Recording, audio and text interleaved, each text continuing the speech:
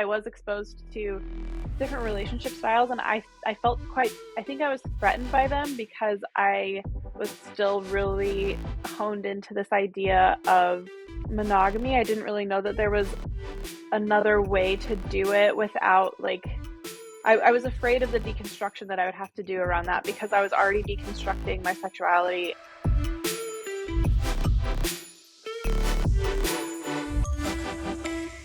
Welcome back to Openly Podcast. I'm your host, Jessica Esfandiary, with a tan if you're watching on YouTube. And this week, I am so excited because we are bringing back one of our former guests, Shelby Terrell. If you remember, back in March, she joined us to talk about pleasure activism and on-screen intimacy. But this week, we are going to be diving deeper into her own personal experience growing up Mormon. We'll also be talking about deconstructing conventional relationship ideas, exploring your own personal pleasure, and of course, a little side of kink. So let's dive into the episode. We're back. Well, we're back. You're in New York and I'm in Mexico, so I'm not really back, but we're back together for a most important follow-up, episode. So many people, I'm sure, that listened to the first episode wanted to know more about you because we dove right into your work and the importance of it. So you casually threw out there before when we chatted that you grew up Mormon. And I'm just thinking, of course, how does someone who grows up in an environment that's so sort of restricted, right, sexually and so many other ways, become such a liberated, sex positive human doing amazing work on this planet? Yeah. I I laugh because it is part of my journey, and I know that growing up religious and in a purity culture is part of so many people's journey, but and so I really, really enjoy connecting with people on that. And it feels like so long ago, and there are times when it is just right in my face, super present. And so, I grew up Mormon in Utah, and my family kind of fluctuated between going every Sunday, and then there's not necessarily services, but activities throughout the week that you participate in based on your age or gender. And the entire culture in Utah specifically, everything is if I wasn't going to church, it wouldn't matter because if I wanted to hang out with my friends, I could, but if only if I would go with them to their church activities. So I would have been surrounded by it either way. A lot of the public school policies, things like dress code or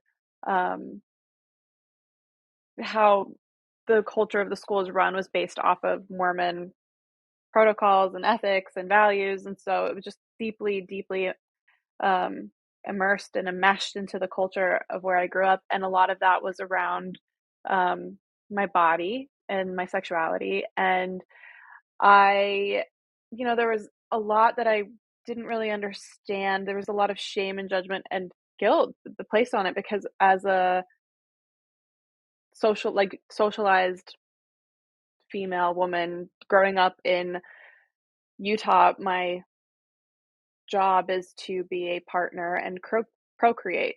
I think I'm one of the only people from my graduating class that isn't married with several kids and a mortgage. Wow. I was actually going to ask, can I ask you a quick question before we go forward? My mind's immediately going to the things that I felt weren't right when I was a teenage girl.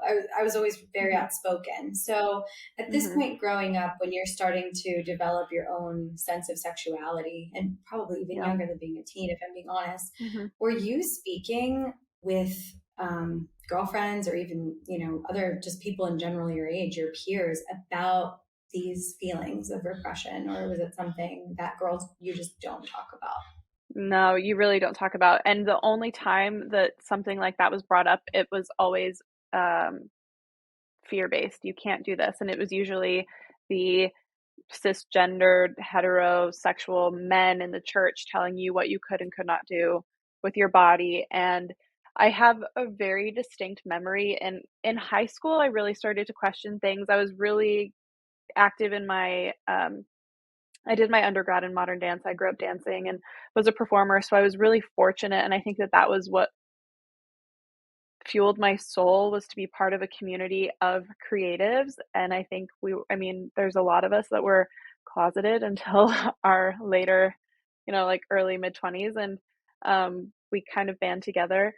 And but I remember in high school, I really started to struggle, and I was feeling so hypersexual, and then hypersexual in the context, which now I know is just like myself, and that is beautiful and wonderful and fine, and I can celebrate that. But in the time and space that I was in, it was demonized, and it was a sin, and it was all these things. Like, I remember I went out with this boy on a date, and we ended up making out, and I had such a great time. I was like, yes, I got to experience this. I felt really fulfilled. And the next day he comes up to me and he says, I'm so sorry for what I did to you.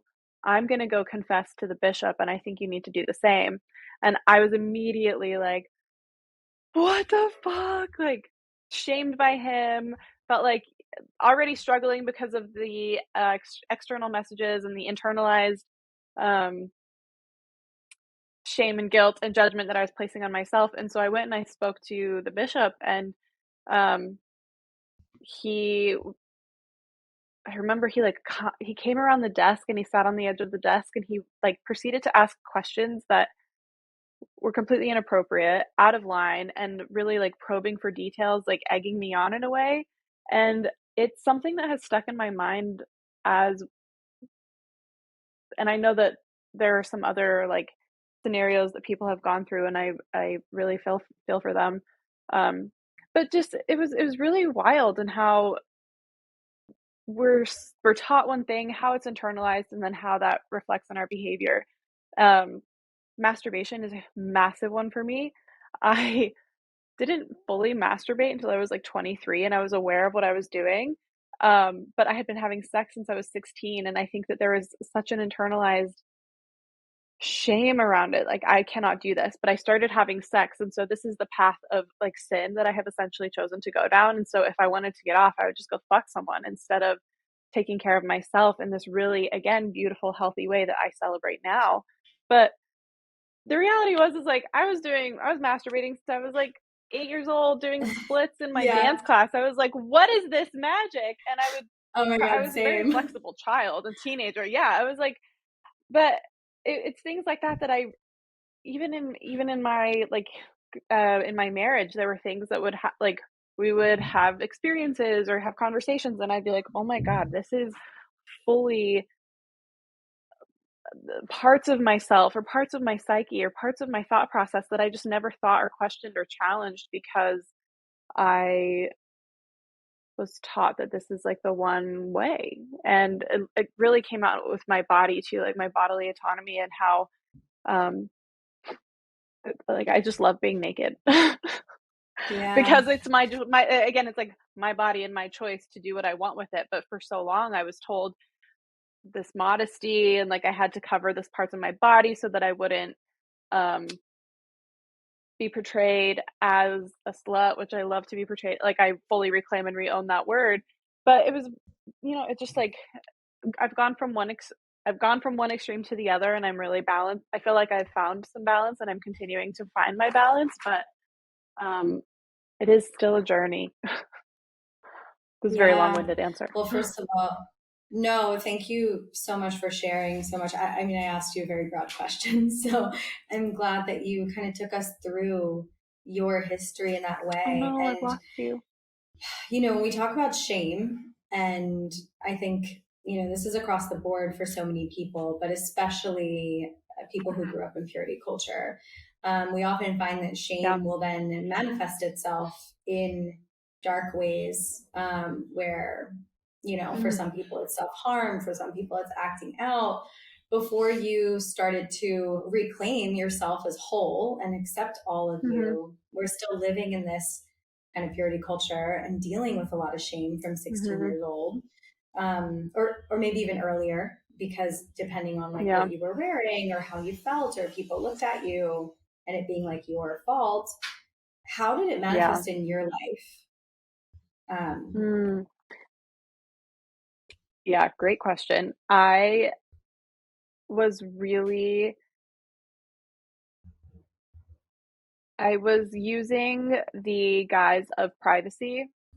Um, what I thought I was being private about, I was actually very secretive of and shameful. And I thought that if Mhm. I was like, no, no, no, that is private, then I was able to reflect back later and realize it was because I was ashamed of it. And I really love Brene Brown's work around shame and vulnerability. And I think that once I was able to name it and find support and solace in the fact that I wasn't the only person experiencing that, that she says something really beautiful, that vulnerability begets vulnerability. And when you are able to name the shame, and when you bring it out to the light, similar to fears and similar to um hopes and dreams and love, like if you bring it out into the air, then it can either like give it less power with shame, or it can give it more power with the more positive things and light. And so I think that the more that we can share and connect with people, then they can it gives them the opportunity to support you in that healing process as well. And they're like, fuck, I've been through that too. And like I see Yeah. you and I hear you. So I think that Mm. realizing what I was being secretive of and being able to lean on support systems to come through that, and realize that the shame is not something, it does not make me bad, it does not make me evil, it does not mean I'm going to hell and I'm not sinning. It's something that was external messaging that is not true to what I believe or what I feel, and it is my journey to to claim what is true to me, and put that out into the world and live that truth. Mm, absolutely. It's such a beautiful way to respond. All of the like self Mm, reclamation, right? Reclaiming the word slut, yeah. reclaiming the word pussy, like all of these things that Oh yeah. were twisted to be derogatory that are so inherently actually beautiful to our human nature. Um, Right. yeah, so I appreciate that. I kind of chuckled a little bit when Yeah. you said like the word hell because, you know, being raised Catholic, which I don't think is, it's good that purity culture is such a spectrum, right? And I feel like Oh yeah. Catholicism is like, is like the sexy, guilty version of purity culture Yeah. in some weird way. But Yeah. I laughed a little bit because when you brought up hell, I think one of the turning points for me in realizing like that this is a lot of bullshit and I don't Yeah. have to subscribe to it was when I started to feel like hell sounded like the place I wanted to go. Where if everyone else Mm, was going to heaven, I was like, I'm going to be so bored. Like, why would I yeah. ever want to go to that Yeah. place? Sounds like Yeah. me and all my fun friends can be, and I was like very young, probably like 11 or 12 years old. But it's funny now, but at the time, imagine like, you know, being a child and realizing that like the thing that you're told is so so bad is everything that Yeah. you either want or feel like or think about. And that was sort of a big, I think maybe like the first big aha for me of like I Mhm. this does not compute for me anymore if I'm not supposed to be Right. moving towards this thing. But Yeah. it kind of made me curious, so what was the like aha for you that started to bring you out of Mhm. the shame and wanted to like, you know, leave Mormonism and really change your life in such a Yeah. radical way? I mean, I really appreciate you sharing that because I feel quite similar. I think that the I started to identify and see parts of myself in other people that I was like, "Oh, you're doing this, which I was told is wrong, but I actually really respect you, and I want to be like you when I grow up." And really identifying um where I was having so much internal conflict about what I just never felt like I could continue living a life where I was constantly hiding parts of myself or denying parts of myself, and feeling like I just was constantly going on a path of self-denial around my sexuality, around my body. Like I wanted to wear spaghetti strap tank tops and a skirt that was a little shorter than it should have been for school. But like, you're telling me that I'm gonna go to hell for that? Like, to Yeah, hell. seriously. But then like I saw people and I was like, these are good people who are doing amazing things. And like, and in college, I really stepped away from the church when I was in my, I think that like physically we kind of stopped going, and people in my family still identify with the religion and uphold some of those practices. And I really started to step away and question when I was in high school, and I was able to start having some more autonomy in my personal life. And then when I went to college for dance and I was surrounded by people, I desperately tried to go out of state for school, yeah. Um, but the University of Utah had one of the top dance programs in the country at the time, and I got a really amazing scholarship. And within that, I was able to meet a lot of people from around the world. They sent me to Germany for 2 summers to study at the State Ballet School of Berlin, and just the exposure to all of these different people and cultures and religions outside of Utah, outside of Mormonism, and um, again, seeing myself in other people, in my queerness, in my sensuality, in how I wanted to engage and move throughout the world. I wanted to be able to engage with certain behaviors that I was always told were bad and wrong, and of course that made me want to do them more. But I also took a class on religion in college where we really studied a lot of Eastern religion and the basis of Western religion, and I was able to question at an academic level as well as an experiential level. And from there, I was kind of like,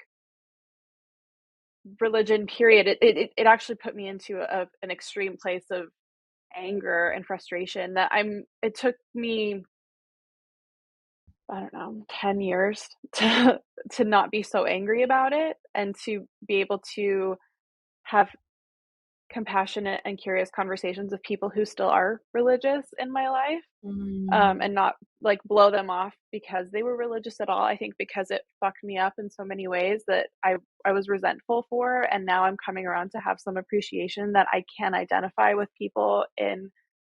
There's many reasons why people um, have religion in their life at varying degrees mhm. and capacities, and um, it's still something that I'm trying to understand and work around because of the damage that it did, and at the same time be grateful for it because it's made me who I am today.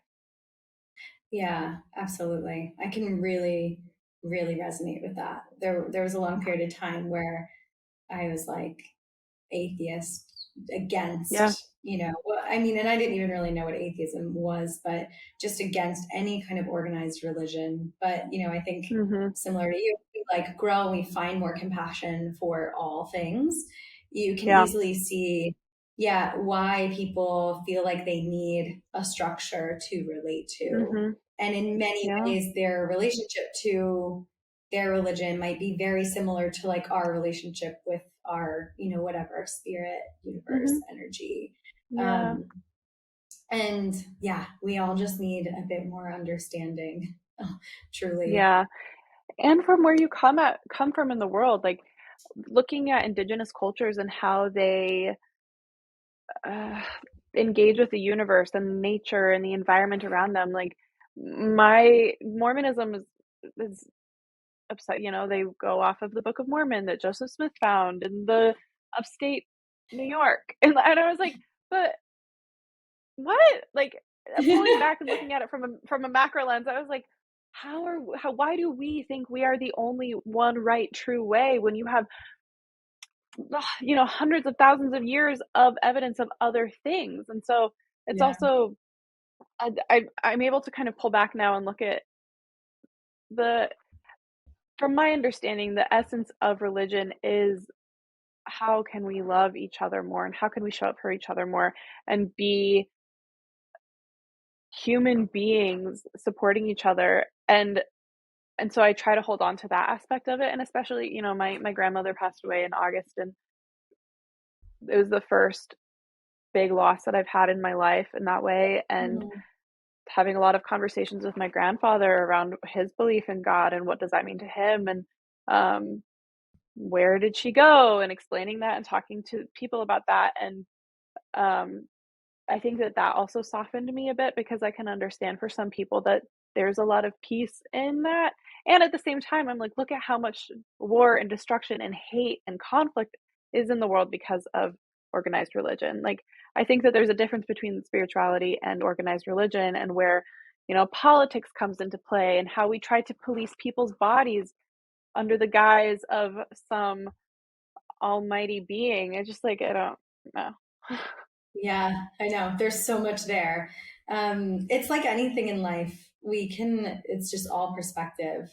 How Yeah, we see one thing is completely different from how other people see it and engage with it. And that's why, like, yeah, we are already living in a multiverse. I think yeah. people um, forget that for everything there's so much light and dark and then levels. Mhm. Because you're Oh, right, yeah. what can be peaceful and devotional and serene and like the most beautiful thing that someone experiences in their life, which is religion for so many people, for Mhm. people like us, has been, detrimental and traumatizing. And Yeah. yeah, there's just individual experiences across the board. Yeah. Um, yeah, so I want to kind of explore now your Mhm. experiences with non-monogamy, with polyamory, Mhm. with kink.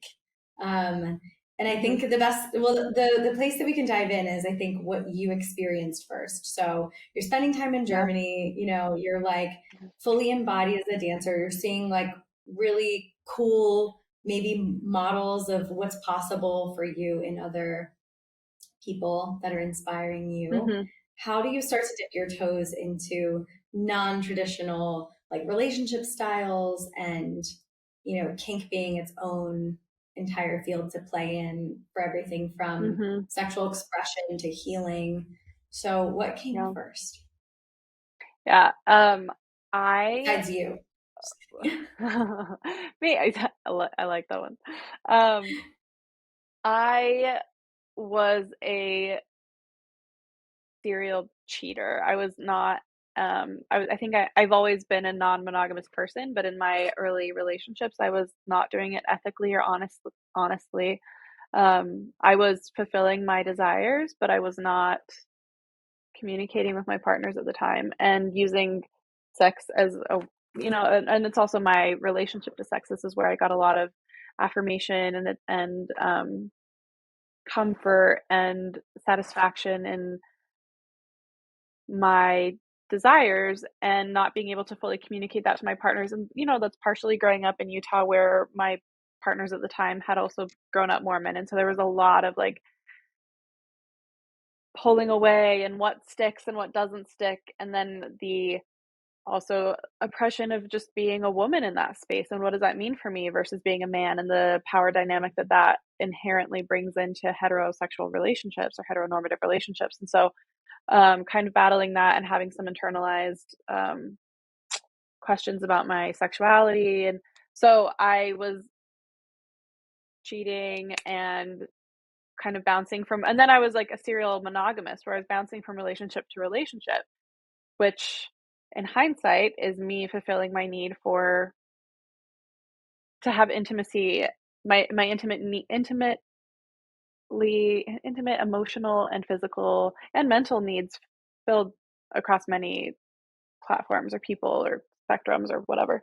Um, and so in my early 20s, I moved, and I was exposed to different relationship styles, and I felt quite, I think I was threatened by them, because I was still really honed into this idea of um, monogamy. I didn't really know that there was another way to do it without like, I was afraid of the deconstruction that I would have to do around that, because I was already deconstructing my sexuality and um, the autonomy of my body. So like the idea of reconstructing my idea of what relationships were was terrifying to me, especially because I was falling in love with someone, and I was really trying to figure out I was hired by a dance company in New York, so I moved from Utah to New York, and what does that look like? And then I I started dating someone who I ended up marrying, and during the course of our relationship, there was lots of conversations around openness, and then there was like, okay, well, we'll do this if we can maintain the communication. And I would sleep with someone, and then it would take me like months and months and months to be able to say that I did this, and the kind of breakdown of that and the trial and error. And then when I was finally able to kind of, it was kind of during the early stages of that relationship where I really was like, I am bisexual, I am pan, this is how I feel, and that kind of laid the groundwork for, okay, well, how can we have this like openness and get that need met too? And we had an experience. We had a threesome, and it was really wonderful and great.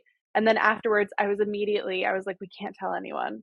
And they're like, what? I was like, this is my private life. And then this is where like the identification of where is shame and where is what is private and what is shame and where does that come into play. And so that was a moment where I was like, oh, this is where my sexual trauma from growing up Mormon is really rearing its head.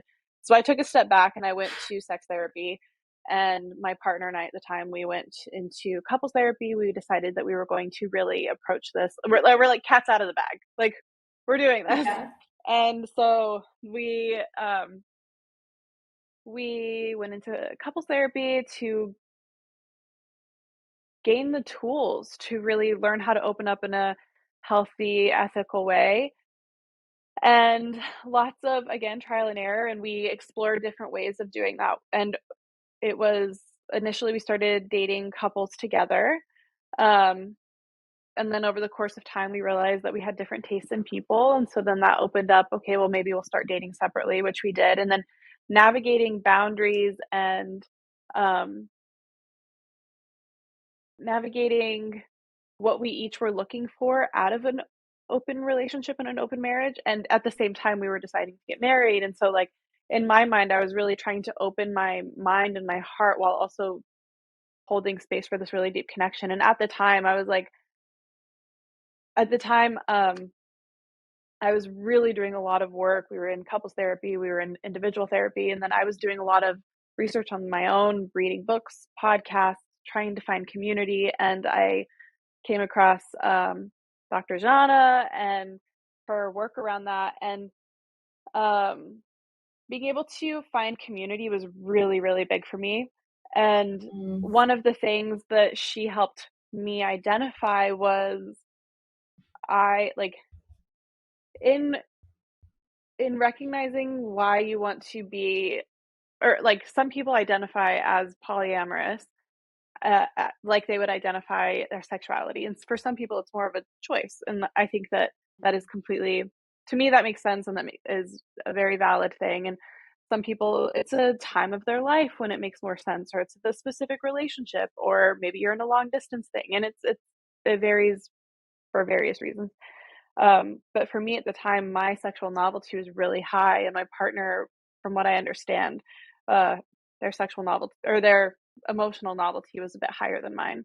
And so I wasn't looking for love, I was looking for like sex. and Yeah. I I was a bit younger, my sex drive is quite high, um and so it was really interesting navigating those spaces and how to, do you go in with all of the boundaries and agreements, or do you and then like chisel away, or do you go in with little to none and create them as you go? And Right. do we sleep with our friends, do we not date our friends, are we on apps, how many dates a week, like what is the time, what is the schedule? And it's Mm-hmm. navigating all of that. Um and then I ended up like falling in love and that really shook my world because it's not what I was expecting, it's not what I was looking for. And um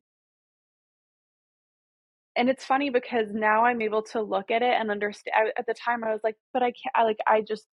I don't identify as polyamorous, so it's not for me. I just want to have sex with a bunch of people." But then, in hindsight, looking back at my previous relationships where I was cheating, I was having these really deep emotional connections with people, and I was filling my cup, but it didn't take away from my partner at the time. And so it was really interesting. Like the older I got, the more language I was able to acquire and build context for and have practical applications. Like, and you can prepare for something and talk about it forever, but then when it's actually happening to you, it's like a completely different experience. Like you can talk Yeah, when about you have to surfing. apply it. Yeah, you can talk about surfing. We can talk about it all day long and like mentally have that, but then as soon as you're out in the water, you're like a fish, you know, Yeah, floundering. seriously. A wave Yeah, incoming. exactly. That is Yeah. one of the best, I think, analogies ever about non-monogamy is like being pummeled Yeah. by waves when you don't know how to Yeah. surf. Um, wow, you just really gave such a big, I think, overarching picture of what it is like to be in Mm, the weeds of discovering yeah. yourself as, you know, a fully like multidimensional sexual human on a planet that Mhm. does not set us up for success Right. in sex, love, relationships, emotional relating, um, so much. And again, we have so much in common. And I think maybe this is Yeah. also like the case for women who grew up presenting like heteronormative, cis, whatever. You know, you have the purity culture, you have the sexual shame, you come and start to get liberated, and then it's like, oh, maybe it's I can't be in love with multiple people. That doesn't make sense. If I'm in love with Yeah. this person, it means I have to leave this person because it's not Yeah. right. It's not fair. Whatever the conversation that we have in our head. And yeah, I did a lot of these same things. But it's, I stayed in the shame cycle for like 5 years where I was like, no one can Yeah. know. No one can Yeah. know. And like maybe a few friends found out, my really close friends who I knew wouldn't judge me. But it's Mhm. cool to hear always for me that like other people wake up really quickly to that. And it's like, no, I'm going to do this and I'm going to own it. So I think Yeah. it took a long time to really heal that piece of the puzzle for Well, and it's myself. hard to yeah, it's hard when people when you're going down a path that you feel is whether it's right or wrong, that it is more true for you. And sometimes you need to go down that path in order to either affirm that or be like, okay, I tried this and it didn't work. I'm going to try something else and pivot because we kind of mentioned this earlier, but everyone has their own reality. Like my ideal relationship, I don't know yet because I don't have all of the pieces. And my ideal relationship is happening for me right now because it's serving me in my life. And if anything changes, then I will have those conversations to adapt accordingly. But that is my reality, and I've done the work to accept that. But everyone else is like, yes, this is my life, and I'm unique and great and fun. But all of a sudden, I'm in a relationship, and this is my one choice, and this is my one option, and this is my like end all be all. And I'm like, wait. Like, Yeah. that's amazing if that's your choice, but that is not the one and only. And I think that when one of my fears was that I have a lot of I just didn't want people to think that we were opening our relationship because we needed because it was like failing, you know? Like that's Mhm. a common stereotype that people are like, "Oh, they're opening their marriage Yeah. because it's going to end, because they're in Yeah. trouble." And you're like, "No, we're actually like we're coming to a place where we can have these conversations of like, I love you deeply and you are my partner, and there's there's more parts of me that are needing to be filled." And um Esther Perel says this really beautifully, that marriage used to be a business contract, and when no fault divorce was passed in the 1970s and women were able to file for divorce and able to make a bit more money and have the option to be single and be a single Hmm. parent or be a single woman and not have the responsibility of kids. Um, and through that, we were able to, like, marrying for love is relatively new. And New. all of a sudden, Hmm. we've gone from like marrying for land to you are my everything, you are my best friend, my romantic partner. We're going to do our laundry together and have shared finances, Yeah. and we're going to take care of each other when we're sick, and we're going to be also Hmm. like mysterious and erotic together. But if you can just pull back and be like, actually, I can't meet those needs for you. I don't want to put that expectation on you. How can we like spread the love around literally and metaphorically of so that we don't, you know, have more disappointment than necessary. Just A more love. crazy amount of pressure. It's an absurd amount of Yeah. pressure that I think, Yeah. especially, here's the thing, if you're choosing your monogamy, because I don't want this to feel like, oh, the monogamy doesn't work. If you are consciously choosing your Mhm. monogamy and you are, as we said earlier, right, we were talking about applying all of the different courses about how to open up and how to Mhm. navigate non-monogamy, how it can all be actually applied Yeah. to your monogamy as well. They shouldn't be courses on opening up. It should just be like a relationship course. Oh my god, absolutely. Relationship Well, smarter. Um, yes, yeah, but exactly. it's like, it's an insane amount of pressure. But if you're choosing your monogamy consciously and you're working on Mhm. all of these things, and you can create what this term that I've been kind of like oozing recently is like platonic Mm. polyamory. I feel like I have a ton of that in Mm. my own life, where I have these deeply loving relationships with so many of my friends that, I don't want Yeah. to sleep with, but they are like, if they moved, or if like we had a friendship breakup, it would be heartbreaking, like truly, because they Yeah. fill such a role in my life. Like I relate to them in a way that Yeah. it would feel like a divorce, like if Claude weren't in my life, Yeah. who's like one of my best friends, for Yeah. example. And so I think that with this whole revolution of, you know, sexual expression and positivity and Mhm. education and non-monogamy and polyamory, hopefully we'll see that spill over into all the people who are curious but might never open because they're more Yeah. suited to monogamy. um, and and just relationships in general will get a lot healthier. Yeah. That's Well, and I like, don't know about you, I love platonic polyamory, first of all. I think you yeah. should definitely, like, do something with that, trademark that shit or something.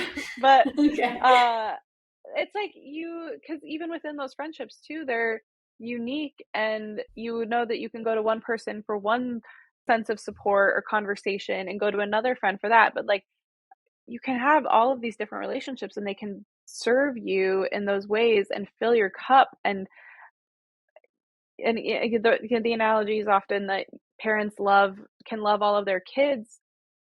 You can love all of your friends, you can love all of your partners, and, like, why do we need to put these hierarchical, like, expectations on people when, ultimately it's about connection and love, and then if there's sex and pleasure, that's really exciting too, like, it's another dimension. Yeah. Yeah. I would love to ask, and Mhm. if this isn't something that you want to open up about, it's all good. But I love to normalize the idea that relationships end not because of the Mhm. non-monogamy. So Yeah. why did your marriage end?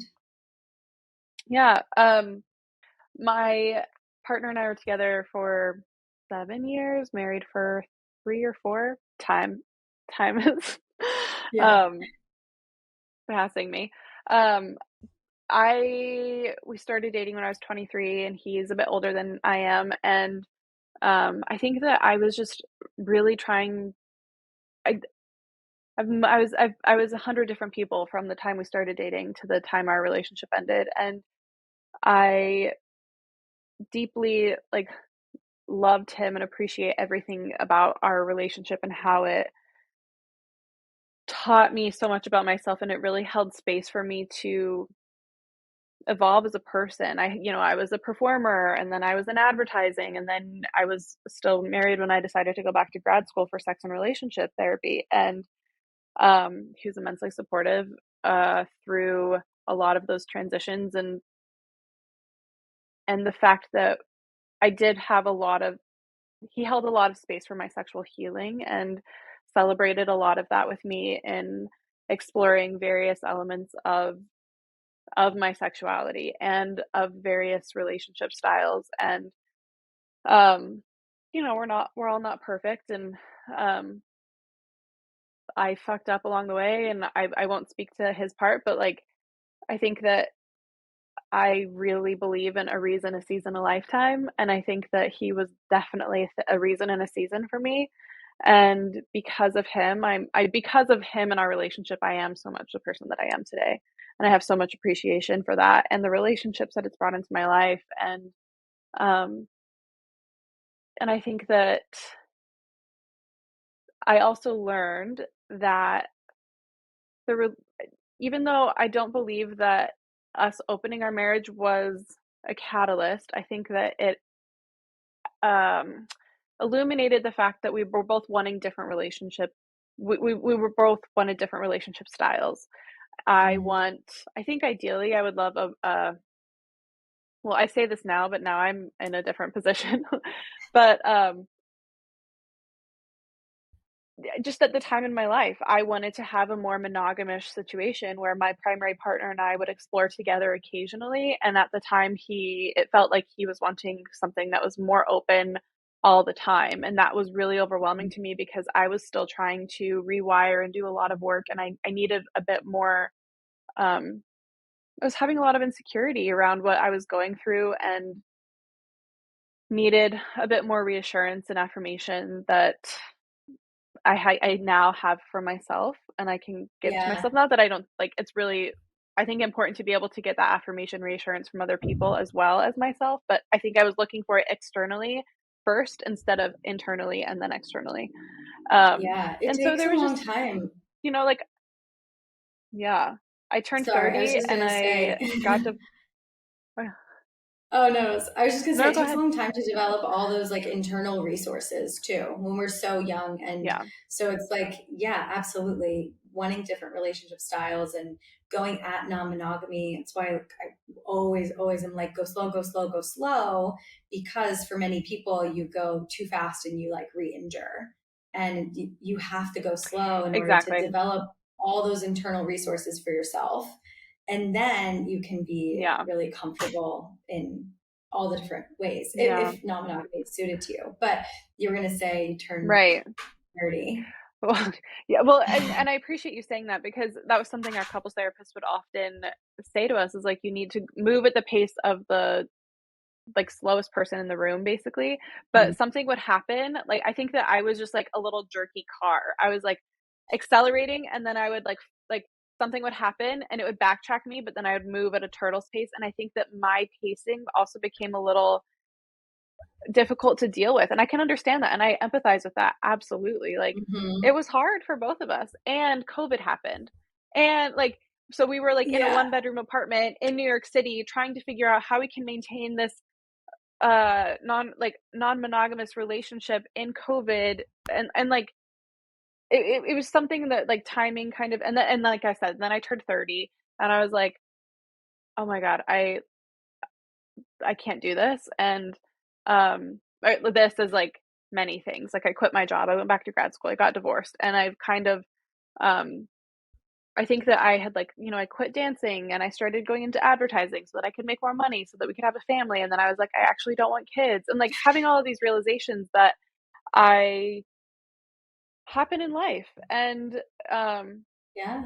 yeah, and so like I have a lot of love for the relationship and I think that it was a massive learning experience um and now it was really bizarre though because after the separation I lost my sex drive completely for 6 months and that was the most um disabling like thing for me because I identify so much with my sexuality and that was something that I've been working for so long to reclaim and live my truth in and be in, and then all of a sudden I'm like trying to understand a divorce, and on top of that I I don't have any desire for sex, even like masturbating. I was like, what the fuck is going on with me? And so that Wow. was a really interesting time to not have any sex drive whatsoever and then start grad school for sex and relationship therapy as I was going through a divorce, as I have no sex drive. It was like the most but again, this is where like going back to platonic polyamory, I'm so grateful for my friends and my community who are like, we got you. Yeah. We're here. Well, and it's I love that you said earlier about a reason, a season, a lifetime, because I think that's every Hmm. single thing in our lives. And a lot of Oh, times we talk about absolutely. all of our external relationships, but also you have the relationship with yourself and with your Hmm. body. And so, you identified so deeply with this part of yourself. And that Yeah. relationship probably felt like it was drying up, but it was just Yeah. also a season, a reason, whatever, a time for you to Yeah. nurture other parts of yourself or like re-identify or, evolve out of that Right. identity and whatever it meant. I'm curious, what Hmm. kind of came of that for yourself? Did you have a resolution or an Yeah. understanding? Yeah. Are Yeah. we going to talk about kink? I think, Like, yeah, is this the absolutely. Oh my God, time? it's coming. It's like the next part. Um, I totally forgot. I I was like, what else? Yeah, Oh, don't worry. It's inevitable, I think, when you talk to me. It'll come out eventually. Um, I I'm a big I think I don't want to say I'm blessed, but like I had discovered that I can have orgasms when I exercise and I'm a very physical person. And so like I knew that I wasn't having a libido, but I knew that I could like have that release. And so I was exercising a lot in that 6 months. So even though I wasn't like engaging, I was like, I need to take care of my sexual health and I need to stay in touch with my body. And so I was like trying to like do some sort of masturbation for myself, even though it was not into it. And that was really bizarre. And then I had a friend in New York visiting who I went to college with. We danced together and they're such like a lovely human being. And we went out one night and I was explaining, I was like, having sex was really a thing. And we ended up sleeping together that night. And it was like one of the most beautiful, again, platonic friendships. Like because my sex with my husband was, I really like, I loved our sex so much. I was also so afraid of the next experience that I would have, that it wouldn't be as yeah. satisfying or like beautiful or whatever. And so, but this was beautiful in a Yeah. very different way. And I was like, okay. And then, so I was like, I'm back. Great. And then I started like dating a couple, and then who I met when I was out dancing one night. And then, there's someone who, my daddy dom now, but at the time was just someone who I had been talking to actually when I was, working with Dr. Jana, had initially kind of reached out. He's an educator in the kink and sex education space. And so initially connected over work stuff. And then for about a year, we would DM, and we didn't live in the same place, and tried to connect for drinks various times. And then eventually, a little over a year ago, it worked out. And at the time, like I had always identified as a kinky person and had sexual dynamics that there was some power play, because in BDSM there is a power play, and not all kink is power play. And so um, there is that separation. Um, Hmm. like BDSM is kinky, but not all kink is BDSM, Yeah. if makes sense. Um, and for those who are not familiar, BDSM is an acronym for bondage, dominance, sadism or submission, and masochism. Um, and so it was something that I've always been, the power play is something I've always been really drawn to. And I've always identified as more submissive, but was really drawn to the idea of doming. Like I really love super hot femdoms. I think that's like so sexy.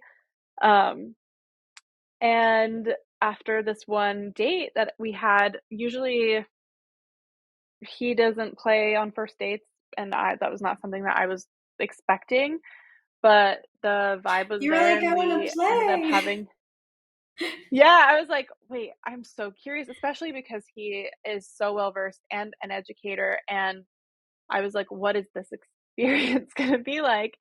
And it was one of the most affirming things that I've experienced, because it was a space that I was like, "Oh, I realized that, like, it was kind of like feeling like I'm in a bubble and like wanting to reach the edges of the bubble, but realizing that it's like, oh, it's getting bigger and bigger around me. And there's so many more things to explore and so many more opportunities. And like the psychological component of it versus just the physical component, like for so long, sex for me was just about these like physical sensations and the, um, how I, not how I look, but like I love the way that sex looks. I do love the aesthetics of it, and I love the physicality of it, and I love um, the sensations of it.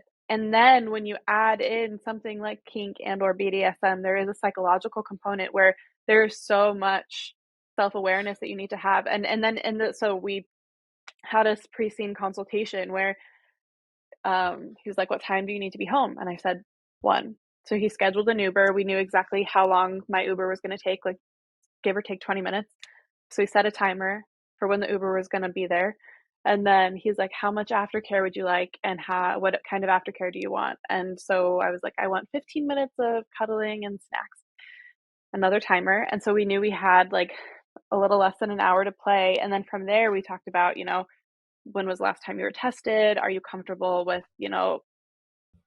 we actually did not have any penetrative sex that night, but it was all like manual oral toys. And then we talked about whether or not I wanted to be degraded or praised and what kind of titles I would use for him. And um,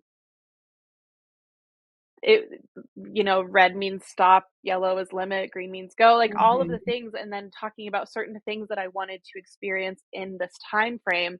And then he's like, "As soon as the music is on, timer starts, and I want you to get on your knees and crawl to the bed." And I was just like, "Okay, great, amazing." And to be Yeah. able to fully and then over the course of the year our relationship grew, and like it's been a really beautiful evolution, and being able to have so much trust and really know that when we engage in that space, because but our sex is not like that every time, but like when we do have those intentional scenes, how I know that my boundaries are 100% at the forefront. And then I forget who said it, but like maybe he said it. I don't know, but like in a podcast. But submission is like the biggest form of consent that you can give to someone. And when you're in like in full subspace, like I have already pre-negotiated and given all of my yeses and nos, and I fully trust him to hold that space for me.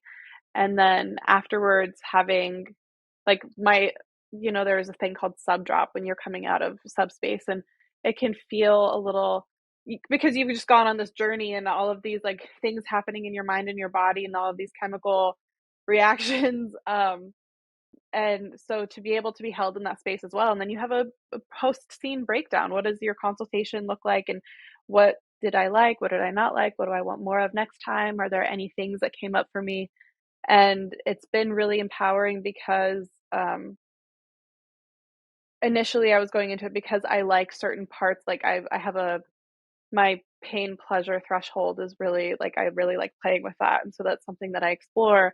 And I really enjoy impact play and the different types of impact play, like spanking with a hand or floggers or paddles, and just exploring these different things that don't always need to include sex, but they're more of engaging in this power dynamic and letting go of control. Because I'm in grad school right now. I'm in intimacy coordination course. I'm the oldest of 6 kids. I'm going through a Yeah. divorce. Like sometimes I just want to lay there and like have someone like stroke my hair, call me baby Yeah, girl, I was slap me gonna around a say little spank bit, you like and stroke your spit, hair. yeah, yeah, spit in my mouth and like send me home. And like it's good.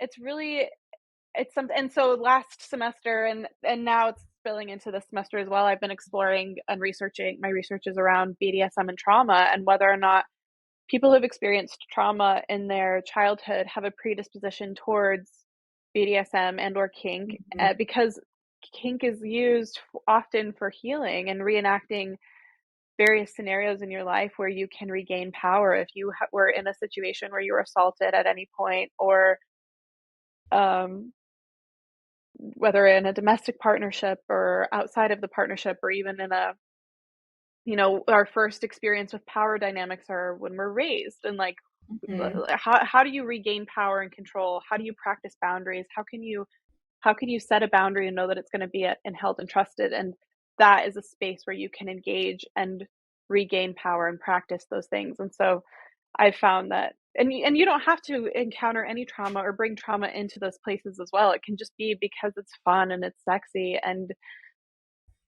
you like that. Yeah. Yeah, it's one of the most, I think, interesting and multifaceted tools for sexuality because it can be all those things. It can be Yeah. just novel and fun to like bring eroticism back into your relationship, all the way to healing and therapeutic. And Hmm. I think that the dynamic of having such a strong container where, as you said, like all Yeah. your yeses and nos are already pre-negotiated, just allows such a full surrender into ultimate presence where there's Yes. Oh nothing my else God. that you Yeah. need to think about. It's one of the Yeah. most like beautiful and liberating spaces to be in. I Yeah. just in the I'm like a baby kinkster, but in the little Mm. bit that yeah, like that I've experienced and engaged Welcome. in. Yeah, thank you. Well, it's funny. I always well not always, but I've said it on the show a couple times. Like when my husband and I met, we had very kinky sex and tons of impact Mm. play. Neither of us had any experience, so there wasn't a lot of Right. conversation. There was nothing, and not that Right. either of us were trying to hurt each other, but like these were things that we would mildly talk about, and I would like ask for or affirm that I liked it. But and then as Yeah. our relationship went on, we focused a lot less on that and more on non-monogamy. But now we're inviting it back in a Hmm. new way that's really interesting because we're like, okay, like let's go back to school and like, okay, so we're gonna talk about this and pre-negotiate it. And I'm actually so Yeah. grateful that you took us through everything that you did with your daddy dom, Hmm. because for everyone listening, that is a really complete way to set up Yeah. your scene and to talk about boundaries. Yeah. When we say like have a million conversations up front, this is exactly what we're talking about. So Yeah. you can have like a strong container, because it's Yeah. almost like that masculine and feminine dance, not talking about gender at all, because we like always elevate it here. Masculine and feminine are energies, and the masculine Yeah. is the container that you need for the feminine to be able to be like wild and Right. expressive and Hmm. fully like drawing everything into the body and the experience, but in a contained way. Because if you don't have a container, you don't actually feel safe. Right. So Yeah. it's so beautiful. I super appreciate you taking us through that journey. And I would say too, for people who are listening that might not even be interested in like BDSM or even Hmm. kink, like this is a fun way to set up and be intentional about your experience, period. Even if you Yeah. don't want to, you Yeah. know, bring in toys or bring in role play or anything, but to be like, oh, we have a whole hour, how can we fill that time? Or what would you like to do after? What would make you Yeah. feel like, how do you want to? There's something that my husband and I have been playing with a lot, and it's like we're always just like looking for something new, and we started it when we were in Asia, at the beginning of this year, of like, how do you want to feel like? And it's Hmm. just something super basic, so we're not always setting up these scenes, but there's always a Right. like right before we know we're about to be intimate, like, what how do you want to feel? 3 words of like what are you trying to Mm. create in this experience, and even Yeah. just that centers us in a way that we otherwise wouldn't have. It Right. attunes, we attune to each other's energy that way. Yeah. Like, I love okay, that. yeah. That's so beautiful.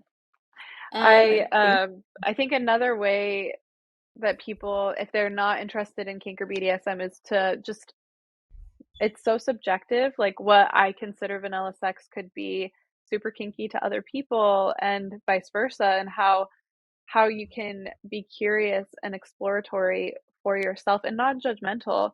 And what is think about what is sex to you? Is it one of my one of my favorite things is like I like if I make eye contact with my partner across the party, there's like an energy, a look, a vibe. I'm like, I am so stoked to fuck you, and I am starting to undress you right now. Like there's this like thing Yeah. that goes on for me. I'm like, sex starts whenever I want it to. And like, is it in how you touch each other when you walk past them to go to the kitchen? Like, it is your own experience and your journey. And so like, A, what is sex to you? And you and your partner or partners write it down and compare and be like, oh my God, Mm. like, let's get it going. Or like a yes, no, maybe list. It's not to say that you need to do everything, but like, how can, you want to have sex in the bathroom next time we go to dinner? Like, great, let's do it. Like, I Right. didn't know you wanted to do that. Like, and to just, sex doesn't need to be so serious. And I think that if we engage with it in a more curious and playful way, like, pleasure is a gift that everyone can and benefit from. And I just, my whole goal is to have people reclaim that in a way that like it doesn't need to be policed by anyone. It shouldn't be policed at all. It's yourself and your body and your relationship to it. You can give yourself that pleasure. You can share that pleasure with people that you love and care about. Mm. So beautiful. That is an amazing place to, I think, cap this, because as we talked Yeah. about earlier, you are coming back because I know I do, but I think everyone listening wants to know about your work and about your Oh thesis. And yeah. Oh my yeah, God, yes. give us like a high level of exactly what you are working on at this moment. And then we'll come back in a month or so and Yeah. dive into that. Yeah, I'm figuring out my thesis right now. It's something around the systemic gatekeeping of sex education on a cultural, political, religious, and cultural level, and how it impacts sex, gender, and relationships, and like who holds the information and who gets to decide who gets what information, and ultimately how do we reclaim that as people Yeah, and humans. beautiful. Thank you so much. Thank This has been you. I'm amazing. so Yes. happy. Yes. All right, folks. That is Shelby Terrell. We will definitely be having her back. It's like the connection is definitely there. As always, please don't forget to rate and review the show. It helps more people find our work. As you know, we get banned here and there, so the more people that are sharing it and reviewing it, and yeah, just passing it along to people who are interested in this work and find it important, the better view we can have for longer and I don't even know what I'm saying. I'm rambling at this point. Go rate and review the show. I love you all. See you next week.